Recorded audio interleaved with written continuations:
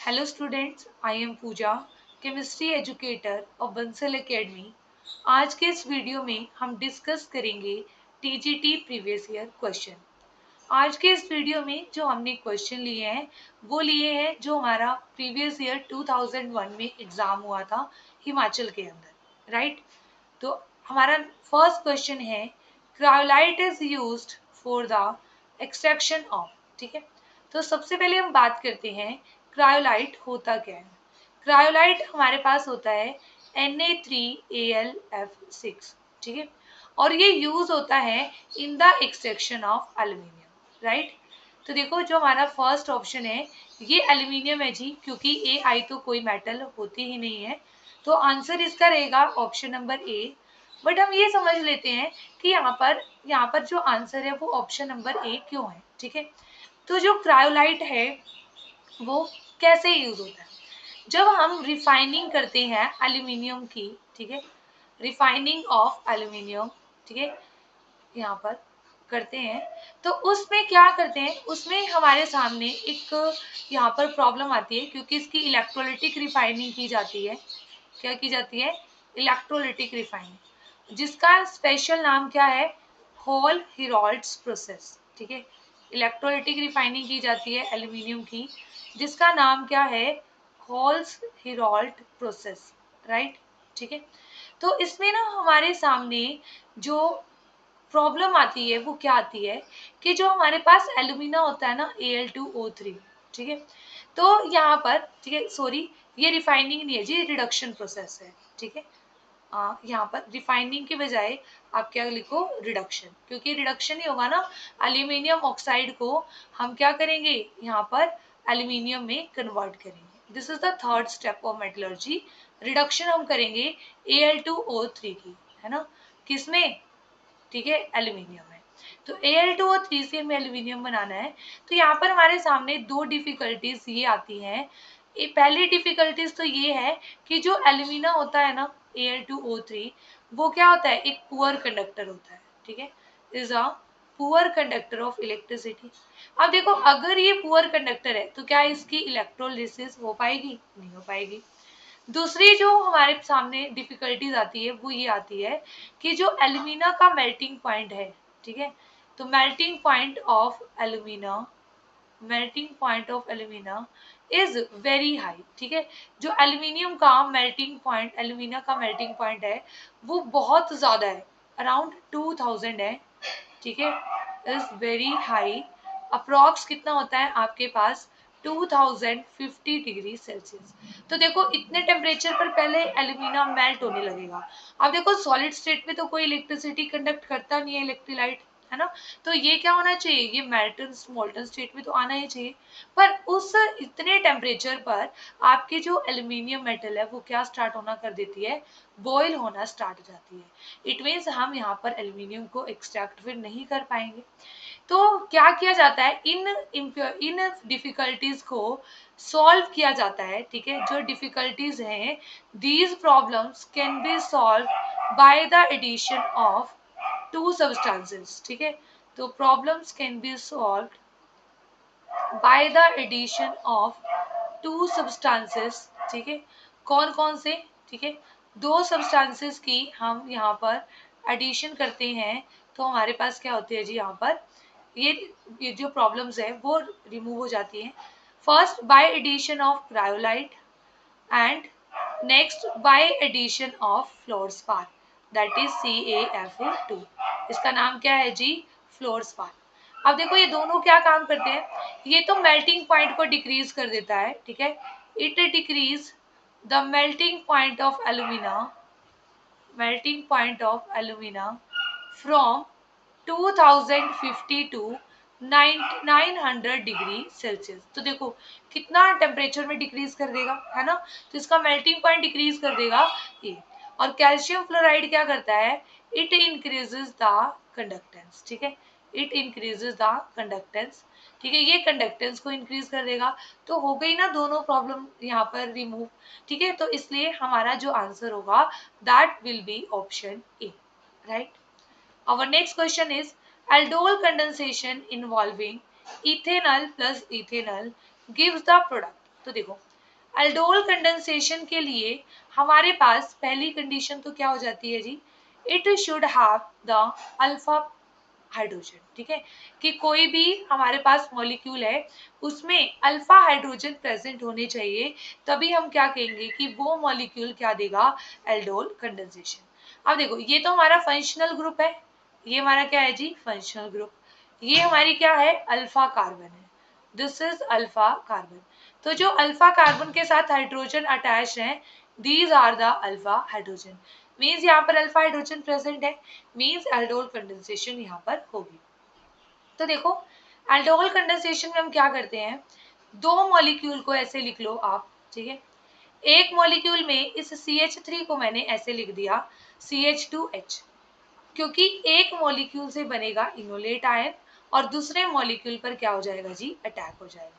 तो देखो यहाँ पर नेगेटिव और यहाँ पर क्या है, पॉजिटिव चार्ज, और यहाँ पर ये अल्फा हाइड्रोजन है ना, अल्फा हाइड्रोजन है ये वाले, है ना, तो ये रिमूव हो जाएंगे, H पॉजिटिव क्या हो जाएंगे, रिमूव, ठीक है, यहाँ से H पॉजिटिव रिमूव होंगे, ये इस पर अटैक करेंगे, तो यहाँ पर CH2 के ऊपर क्या आ जाएगा, नेगेटिव चार्ज।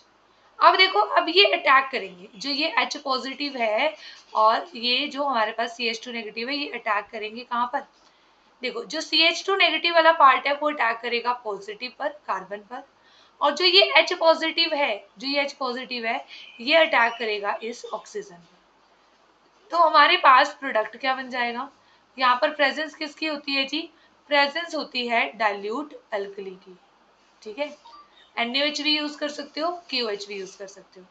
तो देखो CH3C, ये वाला जो H है वो मैं यहाँ पर ऐसे लिख देती हूँ, ठीक है, इसके ऊपर सिंगल बॉन्डेड ऑक्सीजन, इसके साथ क्या जुड़ गया, हाइड्रोजन, ठीक है।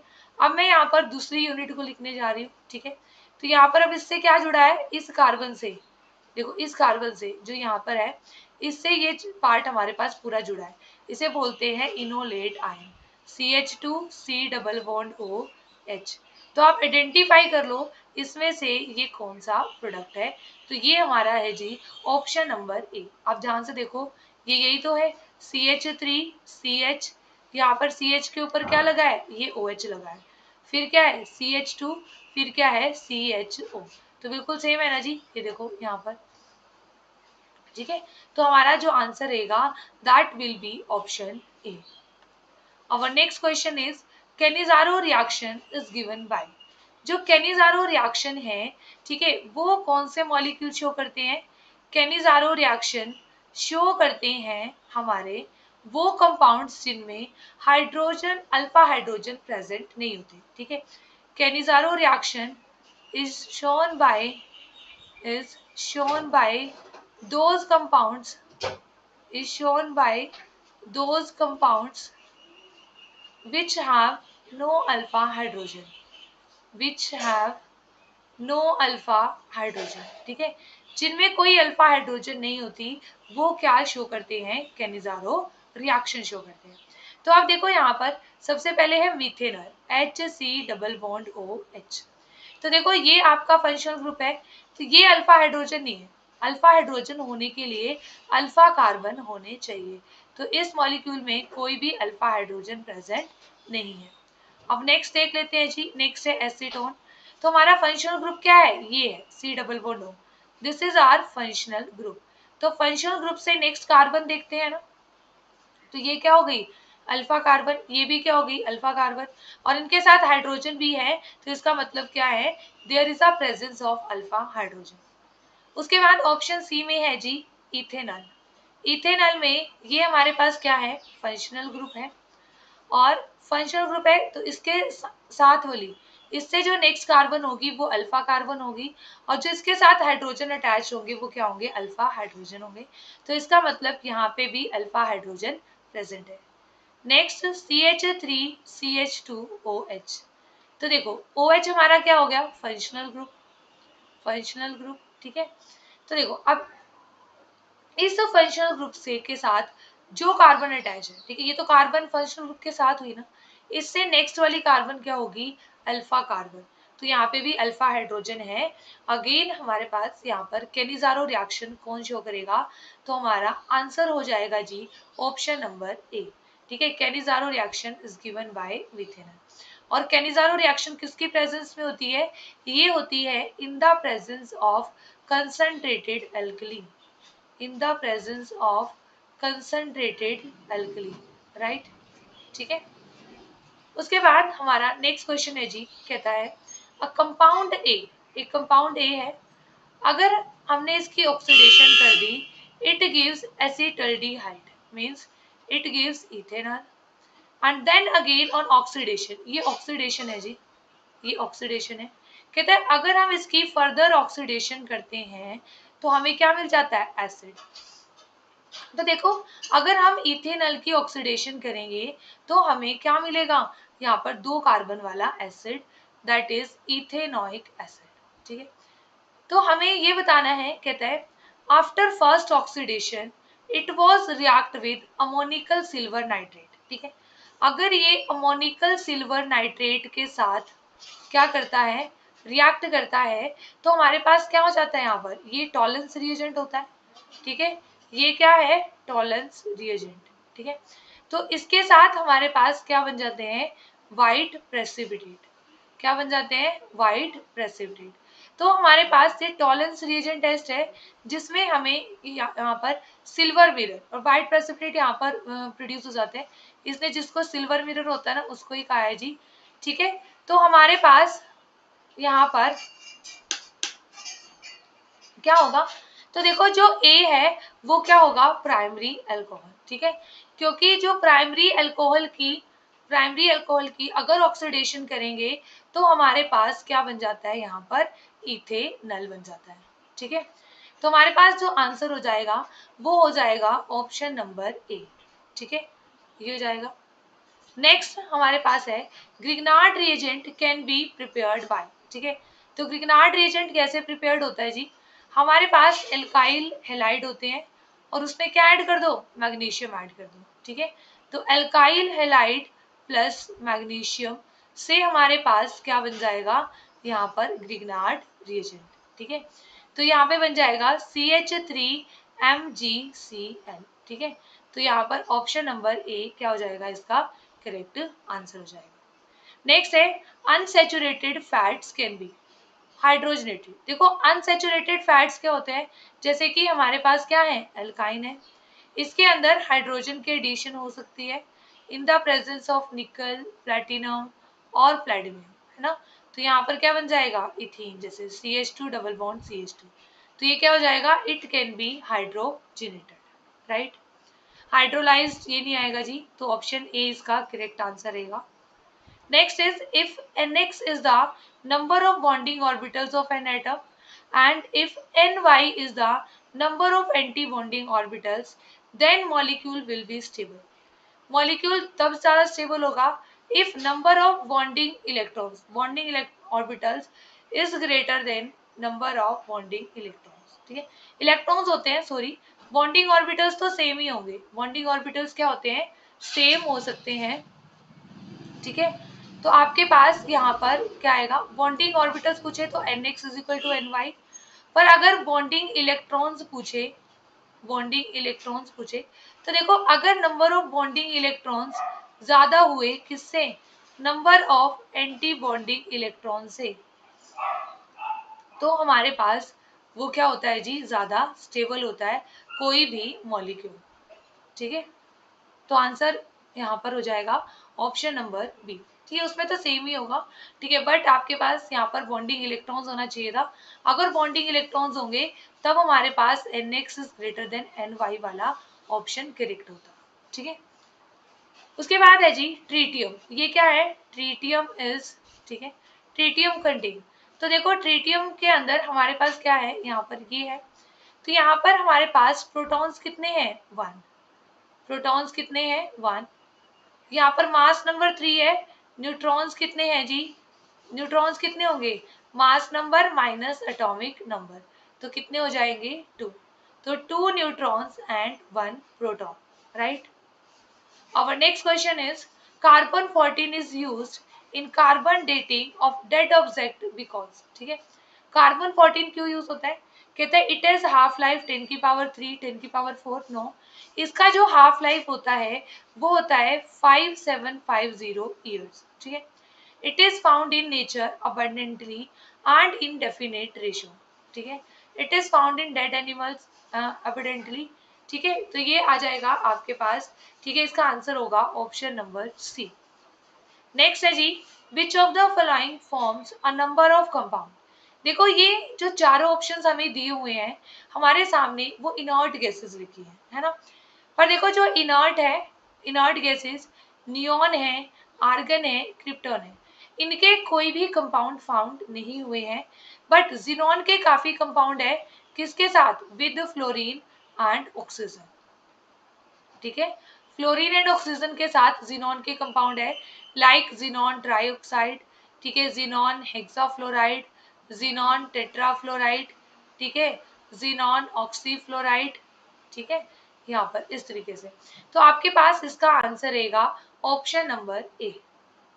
Next question is which one is an oxidizing agent. इसमें से कौन सा ऑक्सीडाइजिंग एजेंट है जी, हमारे पास नाइट्रिक एसिड। अब आपको ये लगेगा कि जो सल्फ्यूरिक एसिड है वो भी क्या है, एक ऑक्सीडाइजिंग एजेंट है।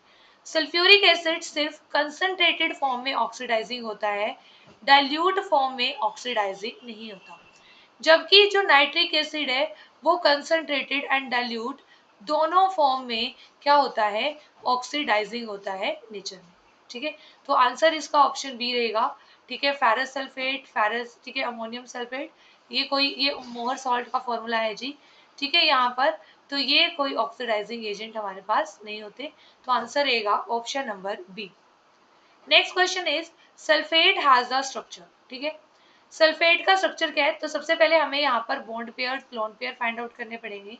तो देखो सल्फेट में हमारे पास total number of electron pairs क्या होंगे, total number of electron pairs हमारे पास होंगे जी हाफ ऑफ।